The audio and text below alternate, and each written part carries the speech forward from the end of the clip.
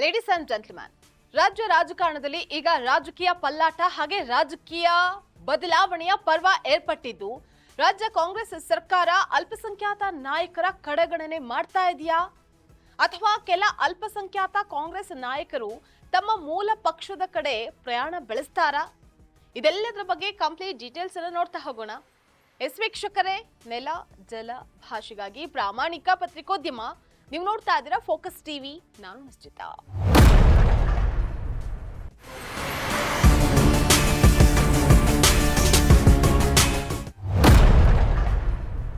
ರಾಜ್ಯ ರಾಜಕಾರಣದಲ್ಲಿ ಈಗ ಕಾಂಗ್ರೆಸ್ ಪಕ್ಷದಲ್ಲಿ ಅಸಮಾಧಾನ ಮೂಡಿತು.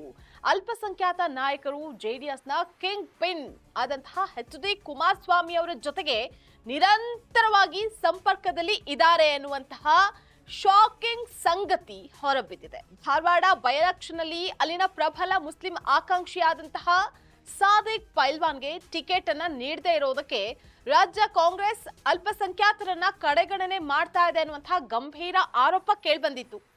ಅದಾದ ಬಳಿಕ ಅಬ್ದುಲ್ ಜಬ್ಬಾರ್ ಹಾಗೆ ನಾಸೀರ್ಗೆ ಕಾಂಗ್ರೆಸ್ ಪಕ್ಷ ತಲೆದಂಡ ಹಾಕಿರೋದು ಈಗ ಮತ್ತೆ ಅಲ್ಪಸಂಖ್ಯಾತ ನಾಯಕರ ಆಕ್ರೋಶಕ್ಕೆ ಕಾರಣವಾಗಿದೆ. ಸಚಿವ ಹಾಗೆ ಪ್ರಬಲ ಅಲ್ಪಸಂಖ್ಯಾತ ನಾಯಕ ಜಮೀರ್ ಅಹಮದ್ ಖಾನ್ ಅವರು ಕೂಡ ಇವತ್ತು ಪಕ್ಷಕ್ಕೆ ನೆಕ್ಸ್ಟ್ ಟಾರ್ಗೆಟ್ ನಾನೇ ಅಂತ ಶಾಕಿಂಗ್ ಹೇಳಿಕೆಯನ್ನ ನೀಡಿದ್ದಾರೆ. ಈಗ ಜೆಡಿಎಸ್ನ ಜೊತೆಗೆ ನಿರಂತರ ಸಂಪರ್ಕದಲ್ಲಿರೋದು ಕೂಡ ಬಹುತೇಕ ಖಾತ್ರಿಯಾಗಿದೆ. ಇದರ ಜೊತೆಗೆ ಬಿಜೆಪಿ ಉಚ್ಚಾಟಿತ ಶಾಸಕ ಯತ್ನಾಳ್ ಕೂಡ ಕುಮಾರಸ್ವಾಮಿ ಜೊತೆಗೆ ನಿರಂತರವಾಗಿ ಸಂಪರ್ಕದಲ್ಲಿ ಇದ್ದಾರೆ ಅನ್ನುವಂತಹ ಸುದ್ದಿ ಕೂಡ ಕೇಳಿ ಬರ್ತಾ ಇದೆ.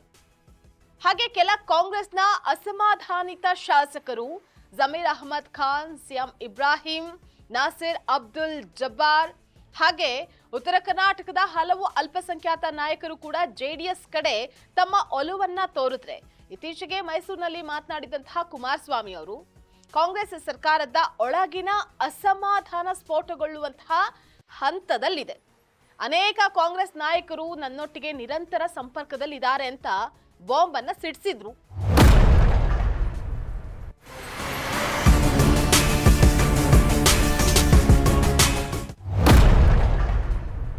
ಆದ್ರೆ ಕುಮಾರಸ್ವಾಮಿ ಅವರೊಟ್ಟಿಗೆ ಯಾರೂ ಸಂಪರ್ಕದಲ್ಲಿಲ್ಲ, ಅವರು ಕೇವಲ ಗೊಂದಲ ಸೃಷ್ಟಿ ಮಾಡೋದಕ್ಕೆ ಇಂತಹ ಹೇಳಿಕೆಯನ್ನ ನೀಡ್ತಾ ಇದ್ದಾರೆ ಅಂತ ಕಾಂಗ್ರೆಸ್ ವಕ್ತಾರರು ಸ್ಪಷ್ಟಪಡಿಸಿದ್ದಾರೆ. ರಾಜ್ಯ ರಾಜಕಾರಣದಲ್ಲಿ ರಾಜಕೀಯ ಪಲ್ಲಟ ಆಗುತ್ತಾ ಅಥವಾ ಅಲ್ಪಸಂಖ್ಯಾತರು ತಮ್ಮ ನಿಲುವನ್ನ ತೆಗೆದುಕೊಳ್ತಾರಾ? ಕಾದ್ ನೋಡ್ಬೇಕಾಗಿದೆ. ಇದಾಗಿತ್ತು ಫೋಕಸ್ ಸ್ಪೆಷಲ್ ಸ್ಟೋರಿ. ನೆಲ ಜಲ ಭಾಷೆಗಾಗಿ ನೋಡ್ತಾ ಇರಿ ಫೋಕಸ್ ಟಿವಿ.